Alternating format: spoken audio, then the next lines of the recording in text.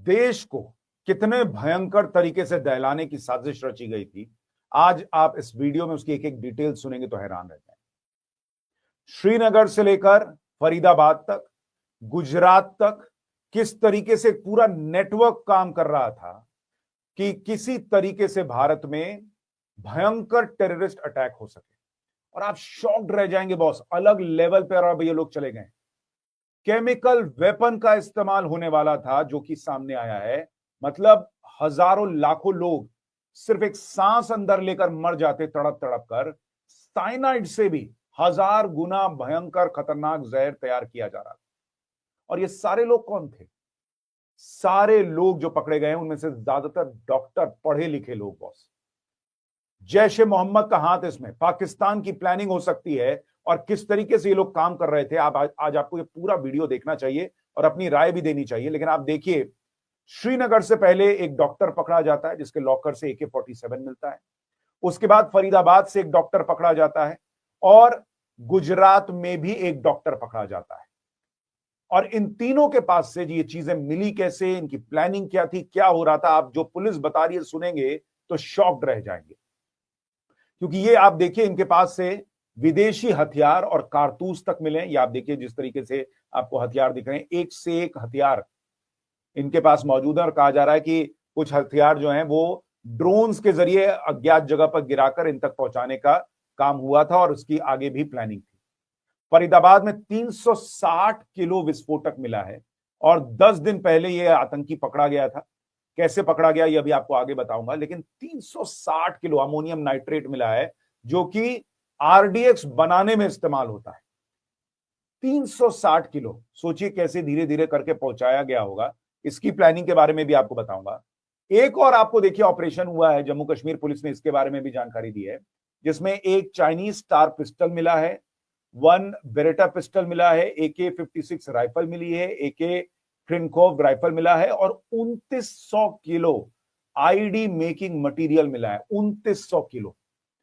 वो तो आप शुक्र मनाइए कि ये मौजूदा सरकार जो है, इसने पिछले 11 साल में ऐसे कितने ही मौकों पर मुस्तैदी से जो है वो इन हमलों को रोका है। नहीं तो आप सोचिए किस लेवल पे काम चल रहा था। और जो लोग पकड़े गए जरा उनके नाम सुन लीजिए। आरिफ निसार डार, यासिर उल अशरफ, मकसूद अहमद डार, मौलवी इरफान अहमद, जमीर अहमद अहमगर, डॉक्टर मुजम्मिल अहमद गनई, डॉक्टर आदिल, ये सारे लोग पकड़े गए हैं। इसके अलावा कई और जो है उनकी भी तलाश की जा रही है। तो आतंक का कोई धर्म नहीं होता, आपको याद ही होगा। खैर आगे देखिए, गुजरात ATS ने जो है अहमद मोयुद्दीन सैयद को पकड़ा है। ये एक और भाई साहब जो पकड़े गए हैं। और ये MBBS ग्रेजुएट चाइना से 2 और लोगों के साथ मिलकर प्लानिंग कर रहे थे और केमिकल वेपन बना रहे थे, रिसिन। ये रिसिन क्या है बॉस, जिसको सुनिएगा तो आपके होश उड़ जाएंगे।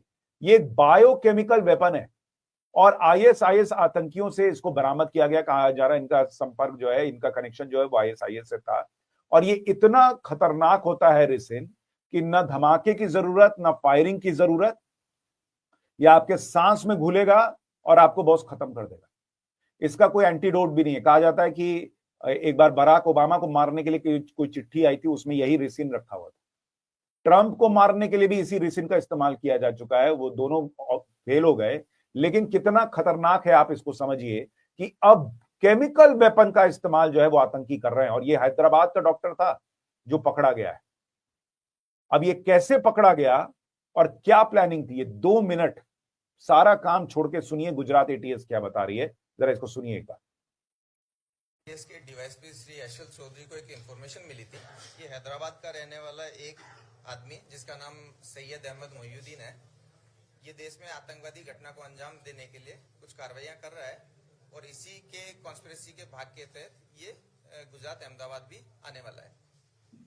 इस इंफॉर्मेशन को सीनियर अधिकारियों के साथ शेयर किया गया, काफी टीम्स बनाई गई, टेक्निकल एनालिसिस किया गया, इसके ह्यूमन इंटेलिजेंस को भी डेवलप किया गया और जाना गया कि ये आदमी जो है इसकी मूवमेंट अहमदाबाद में ही लोकेट हो रही है। जो अलग अलग टीमें बनाई गई थी उनमें से इस आरोपी को अडालज के पास जो टोल नाका है इस पे वॉच रखी गई क्योंकि इसका मूवमेंट उस साइड में आ रहा था। बोझ के आधार पे एक आंध्र प्रदेश नंबर की एक गाड़ी वहां से गुजरती हुई मिली, उसको रोका गया, चेक किया गया, तो इसमें जो इन्फॉर्मेशन वाला आदमी है सैयद अहमद मोहिउद्दीन, ये हमें मिल गया। इसको चेक किया गया, सरकारी विटनेसेस के सामने इसकी सर्च की गई, तो इसके पास में एक बैग मिला जिसके अंदर एक बॉक्स में अच्छे से रैप किए हुए एक डब्बे के अंदर 3 वेपन मिल गए। ये 2 ग्लॉक थी, साथ में एक बेरेटा पिस्टल है और साथ में 30 राउंड है। इसके साथ साथ एक प्लास्टिक के डब्बे के अंदर लगभग 4 किलो कैस्टर ऑयल भी मिला। इस सैयद अहमद मोहिउद्दीन को एटीएस ऑफिस ला करके डिटेल्ड इंट्रोगेशन किया गया। इसके फोन में भी बहुत सारी चीजें मिली गई, इसके बारे में पूछा गया, इसके इतिहास को जाना गया। तो जो डिटेल्स मिली वो ऐसी थी कि सैयद जो है वो बेसिकली लगभग 35-36 साल की उम्र का एक व्यक्ति है जिसने चाइना से एमबीबीएस किया है। ये काफी पढ़ा लिखा है, काफी रेडिकल मेंटेलिटी है इसकी। ये भारत में मोटे प्रमाण में मतलब बड़ी लोगों को नुकसान पहुंचा पाए इस तरह की आतंकवादी घटना को अंजाम देना चाहता था। इसके लिए बहुत सारे फॉरेनर्स के कांटेक्ट में था। अभी जिस व्यक्ति के साथ इसका सबसे ज्यादा लाइव कम्युनिकेशन था वो एक अब्बू खदीजा नाम से एक टेलीग्राम आईडी थी जिसके साथ एक कांटेक्ट में था, जिसे अपना आमिर मानता था। अब्बू खदीजा जो है वो आईएसकेपी का हो सकता है, ऐसा इसका मानना है।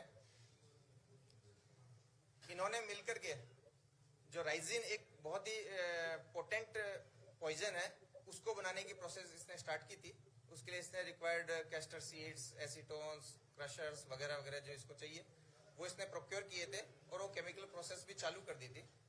इस पर्टिकुलर विजिट में इसको ये वेपन की डिलीवरी होनी थी। सुना आपने, 1000 गुना साइनाइड से भी खतरनाक जहर ये लोग बना रहे थे, केमिकल वेपन बना रहे थे। सोचिए किस तरीके से लोगों को मारना चाहते थे।